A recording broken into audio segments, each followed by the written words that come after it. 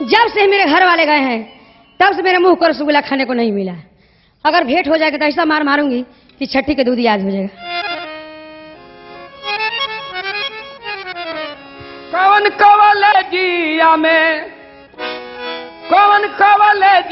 में पढ़लू पढ़ाई चलेलू बिना ओढ़ानी के। समझाओ। चलेलू बिना ओढ़ानी के और मर्द होके हम मर्द होके हम कैसे लजाई चलेलू बिना ओढ़ानी के।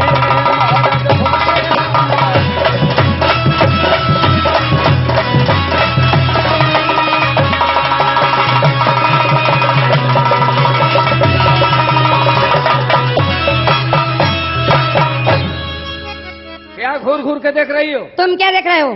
तीस का जवान नहीं देखी है? तुम रोहतास जिला का लड़की नहीं देखे हो? इंसान नहीं देखी है? देखी हूँ। पहलवान नहीं देखी है? एक बात है, यही रात है। अरे ध्यान से सुनो, इसमें से 2-4 को चुनो। हाँ, अल्ले जाके होने धुनो। एक बात है, आलू का तरकारी एक छिपा भात है। सुनोगे नहीं? यही मुलाकात है। एक बात है, मैं देहाती लड़की हूँ। हाँ, खूब खाती हो। देहाती, बिल्कुल देहाती है। बिल्कुल देहाती। 3 बरुना मार पीती है।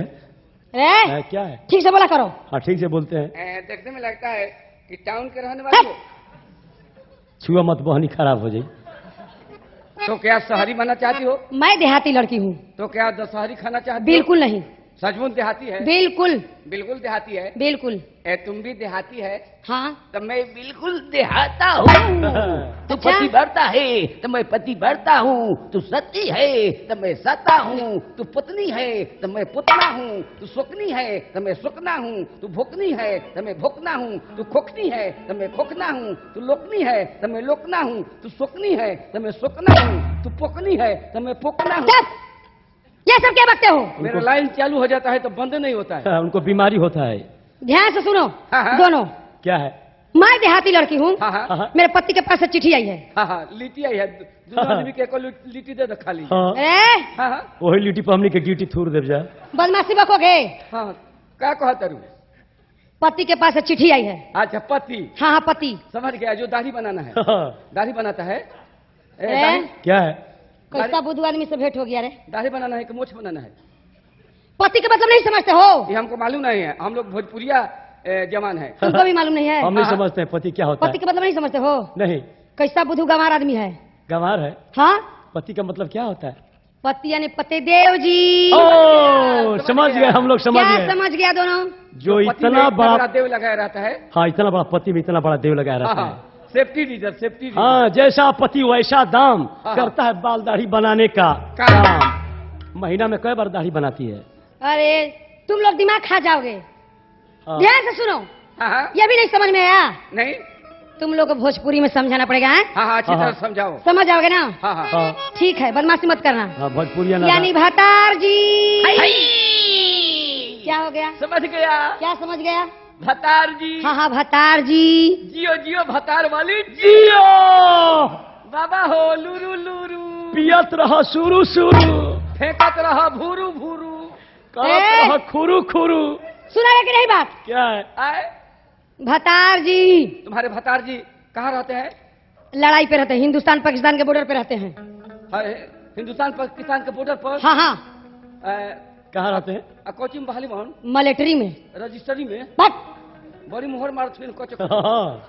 अरे मिलिट्री यानी पुलिस के जवान हैं। अच्छा, समझ गई। क्या? फुसरी के। फुसरी के जवान होना है। दोनों बहुत बदमाशी करते हो। डिटोल सामू से नहा के कह दिया। अरे सीमा पर है, लड़ाई में। क्या है? कितना दिन गई भइल? जब से गावना करा के गई बाड़न। हाँ। साल भर हो गई, अभी घरे नहीं खाना, खाली वो चिट्ठी देले बाड़न। 1 साल हो गई? हाँ हो, 1 साल हो गई। मिलिट्री में बाड़न ना? हाँ हो। हाँ, तब सही हो ना हो, एको बेर ना आइलन, खाली चिट्ठी देला हमन। भैया बेचारी के 1 साल हो गई। हाँ। बेचारी के बेचारा की। ओकर बेचारा के 1 साल हो गई। हाँ। आइलन ना? ना। बड़ी दुख के बात बा। मिलिट्री में बाड़न। 1 साल हो गई हाँ हो और 1 साल हो गई मिलिट्री में बाड़न तो उनका राइफल में मूर्छा लगत हुई हाँ और 100 साल पर आवत हुई 1 महीना के छुट्टी नू रात भर में 5 फेर मारत हुई हन। अरे बदमाश, मिलिट्री यानी पुलिस का छोड़ते नहीं होंगे, हाँ हाँ हाँ। ठीक कहता रू मौका पर छोड़े लन। छोड़े ला नो हाँ आहो का 1 साल हो गई हाँ 1 साल हो गया अभी नहीं कौन आई। अब तोहरो 1 साल हो गई अरे तो उनका 1 साल भाई तो हमारा 1 साल ना भइल तो उनको आकाजे हुई तोहरो खराइए मारत हुई ना ना ना हो। खाली चिट्ठी देता हाँ खाली चिट्ठी देता ना नहीं खन आहो कहाँ पर चिट्ठी चिट्ठी या हाँ तोहरे के देले रही। हई हाँ ये हो इहे है तब कौन हो एकरा के का करी पढ़ के सुनावा का लिखले बारन हम पढ़ल लिखल बानी। ओकरा के अच्छा। नाश्ता कह जा बाबू हैं? एकरा के गोबर इसमें पढ़ दी हाँ अच्छा रो चश्मा निकाल लेबे दे ए इधर इधर आ, के ने इधर आ। हे ने हाँ पढ़ के सुना जल्दी। हाँ उन्हें बिहार बहने झारखंड बा ए क्या है एने सब देश को सुनाना है। एने बिहार एने झारखंड हाँ एने अखंड बड़ी हाँ हेने अखंड हेने बंड सुना। अरे आए ये क्या लगाए हो, ये चश्मा है कहाँ से लाए थे? एटीसी से टी कंपनी का है, हाँ, बहुत मार पिटाओगे। चश्मा के एक फैक्ट्री चश्मा खुलल निकाला। बड़ी है, नया नया बहालियो खुलत अब चश्मा के। हाँ क्या लिखा ये कहीं निकला हाँ हाँ कंपनी बंद हो गया। क्या लिखा क्या लिखा पढ़ के सुना। लिखे अरे आए ऐसे क्यों पढ़ते हो, अच्छा ये टेढ़ा टेढ़ी है ठीक से पढ़ के सुना। लिखे क्या लिखे, लिखे पर खूब लिखा क्या लिखा। लिखे पर खूब लिखा है आम लेता है लेकिन महुआ देता नहीं। और क्या लिखा। और क्या लिखा लिखता हूँ खत खून से खुद ही गुनहगार हूँ बीवी बच्चे मर गए मैं भी बीमार हूँ। क्या आने के लिए सोच रहे थे मगर पैसे के लिए लाचार हूँ। और क्या लिखा क्या लिखा।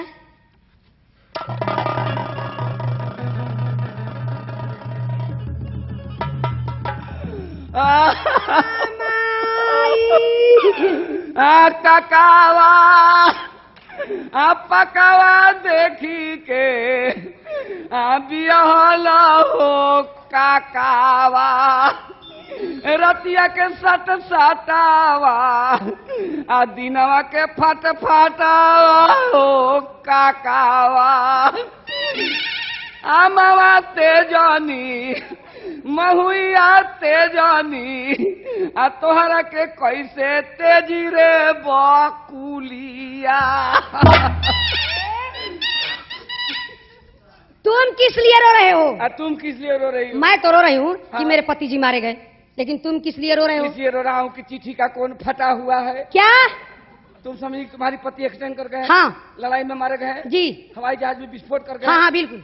मैं उस बात पर नहीं रो रहा हूँ किस बात पर रो रहे हो। मैं अपने किस्मत पर रो रहा हूँ। तुम्हारे किस्मत में क्या हो गया है। मेरे किस्मत में बोका अंडा दे दिया है क्या इसलिए रो रहा हूँ हाँ कि मैं बिल्कुल पढ़ा लिखा नहीं हूँ। पढ़े लिखे नहीं हो, हाँ, पत्र क्यों ले लिया। इसलिए ले लिया। उनकर हमें दोष का बा, तू तब देबू किसका तो दोष है। तू देबू तो लेबे करी हन। इसलिए दिल रो रहा हूँ। फालतू बात बकते हो। फालतू बकतनी। इसलिए रो रहा हूँ मैं बिल्कुल पढ़ा लिखा नहीं हूँ। हाँ। पत्र क्यों ले लिया। क्या करें क्या हो गया। ऐसे समझे कि बहुत पढ़ा लिखा आदमी है अच्छा हम लिख लो पढ़ पत्थर आदमी है। अच्छा हाँ, हाँ। हाँ, तोरी क्या करोगे। क्या करेंगे। तोरी हाँ। धनिया में पढ़ के चारपताई में काम लगा दिए हैं। हाँ सुना आए तरमु निकबा के कर तरमु निकबा। हमने के दोनों भाई के हाँ तो लोग का मुंह निकबा। मुंह निक निके दोनों भाई ना। के मुंह खाती हमने के बिहार में रहता। बिहार में रहता। हमनी के मुंह खाती आदमी तरसत रहलन। हाँ हाँ एहन के मुंह हमा कब हमनी के मिली। हाँ बिहार तरमु लोग के मुंह में का खूबी बा। का खूबी बा। हाँ हमनी के मुंह में बहुत खूबी बा। का खूबी बा। सुन लो बिहार भर के समूचा जितना महतो बड़ा नु सब मरता हन जा ई काहे खातिर। हमनी के मुंह मांगता हन जा बिरवाई में टांगे खाती। हाँ नजर गुजर ना लागेला, करिखा से पोत के लकड़ी पर टांग दिहन जा। हाँ एकदम कुकुरे हवा। का है एकदम कुकुरे हवा जा तू लोग। कुकुर ना है जा, हाँ हमनी के कुत्ता है जा। दूर काटी का रे ना पुछला हो चाटी। एकदम कुकुरे हवा। हाँ का कहत है क्या कहता नहीं।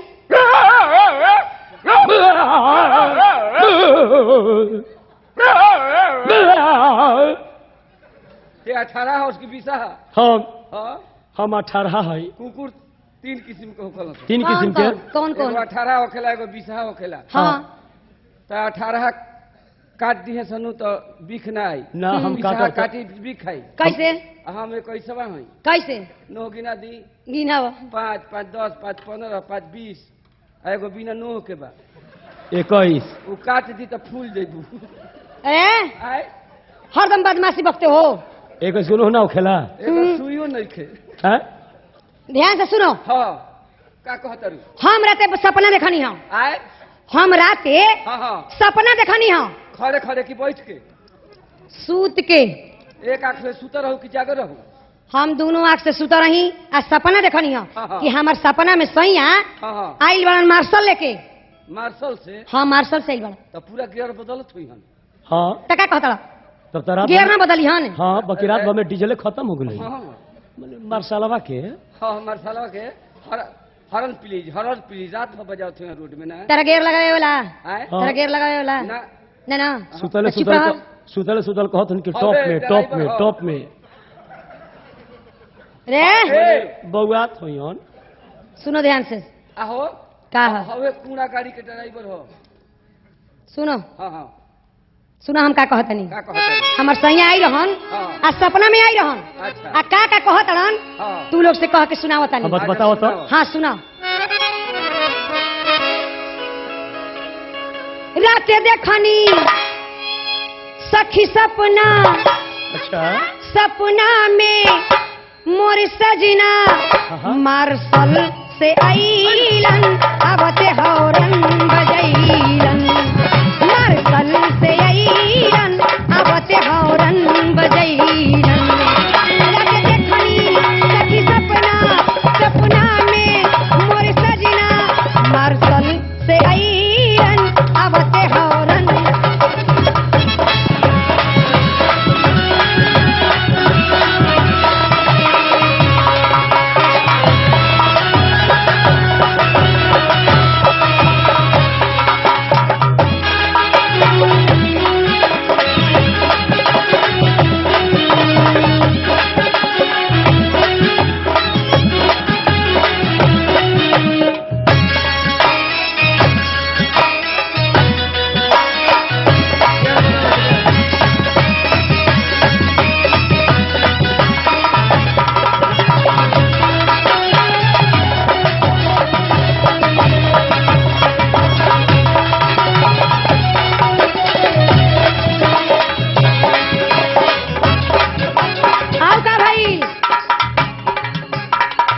का भइल हो गेटवे पा गाड़ी खाड़ी कैलन गेटवे पा गाड़ी खाड़ी कैलन फिर मुनवा टुनवा चाल कैलन। अच्छा। जब अंदर से केहू ना बोलल त झट से गेट उफान गइल झट कैलन घर के कीली हम सोचनी कि होई बिली दूर दी हलन कटे नींद छोड़ दी हलन किली दूर दी हलन कटे नींद छोड़ दी हलन।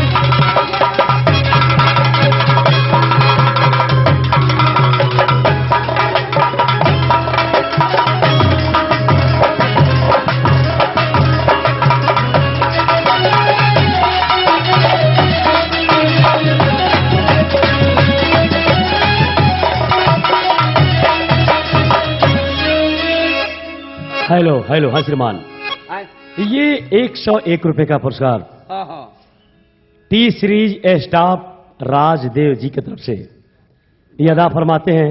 उन श्रीमान को हमारे कमिटी से लाख लाख शुक्रिया है। और उन श्रीमान का कहना है, क्या कहना है?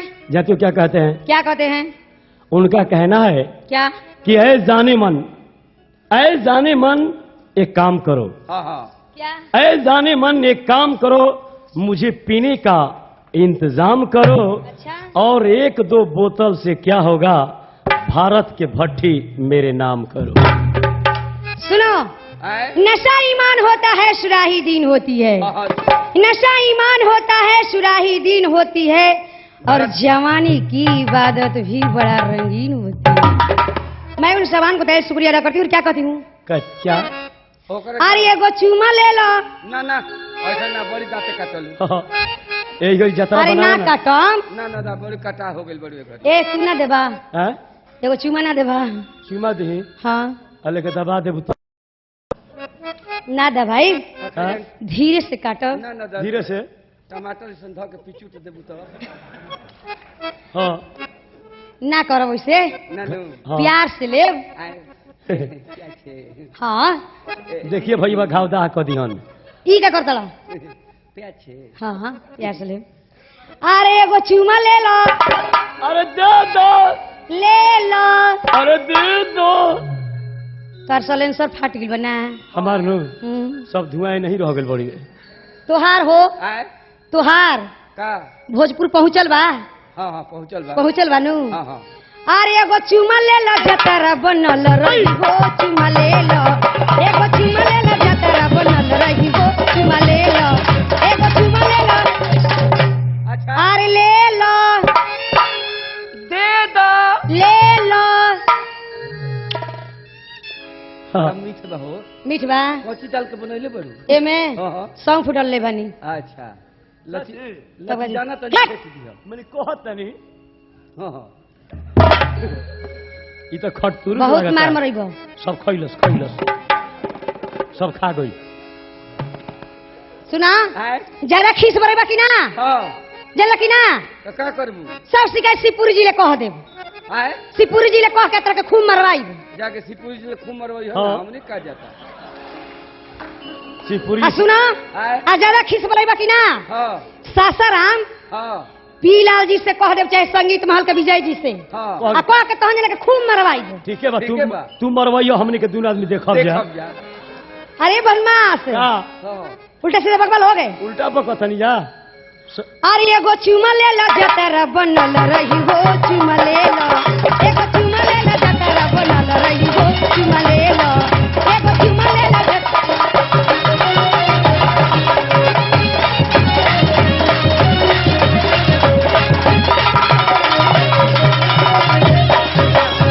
इका का होता हो ई लाचका कहनी है लाचका लटकर है हाँ ए जे के भाजका सुनले बारू ना तनी सुनावा तो हेने हो हेने सुनावा तैयार कर तो भैया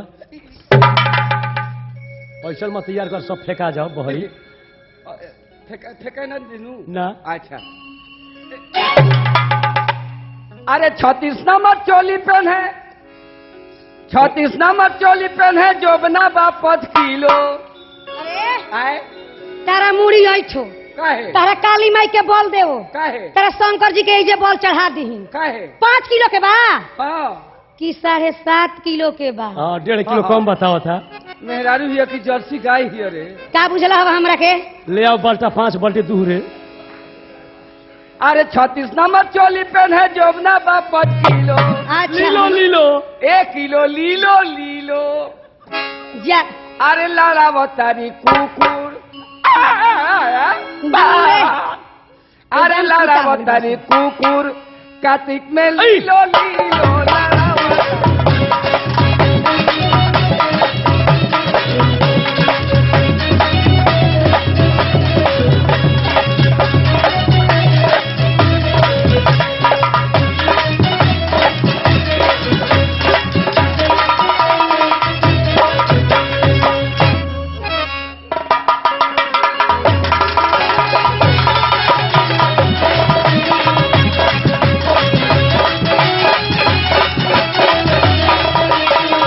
आवते पलंग पर बैठ गइलन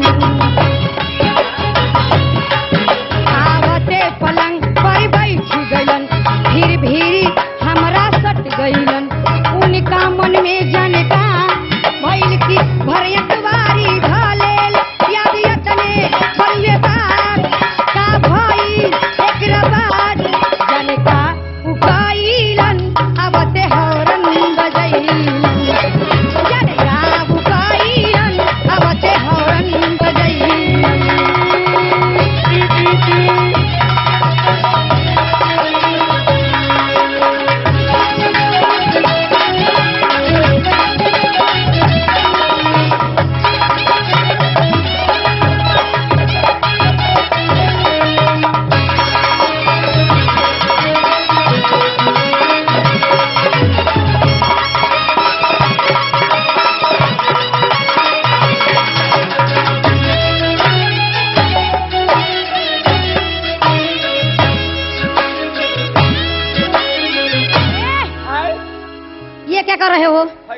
हाँ ये जमुना नदी पार कर रहे थे। सुना आए अतना आदमी हमरा के धैला हवा आए अतना आदमी हमरा के धैला हवा हाँ हाँ हई लोगवा देखी त का कही कहीं का हो कहीं का हाँ हाँ कहीं का हो कही का होने कहा ना कहीं का का ना कही अपना अपना घर जाके लोग प्रैक्टिस करिए का कहीं आ जेकरा ना होई उ का करी उ जाके लोग पिलाइन हाँ और क्या करी सुना आए सिपाही जी आइए बानी कहाँ आ तरह के धरवा दे और तहर के सिपाही जी ले धरवा लो। हाँ धरवा के का करबू हैं धरवा के तो लोग के खूब मरवाई हाँ हाँ हैं तो लोग के खूब अब सिपाही से मरवाइबू वहाँ के तो दशहरा में छुट्टी मिलने नहीं थे अरे सिपाही जो लोग है अरे सिपाही जी के कौनो चीज में छुट्टी नहीं मिलत काहे के लोग पुलिस सिपाही में लोग भर्ती हो जाता ई का है ना दशहरा में ना दिवाली में ना कोनो पूजा में आ सब नेता लोग बरन तो साथ ही ले चल जाता रहे। ई तो बात सही बा बड़ी दुख में बन जो अच्छा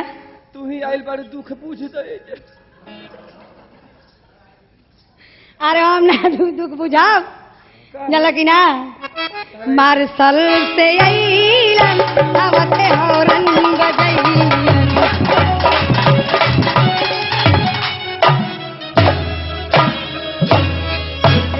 ई का करता रुक जा नोएडा पार करता नहीं अब हम ई नोएडा पर करता ना अच्छा तो सुना क्या इतने में सपना टूट गई अच्छा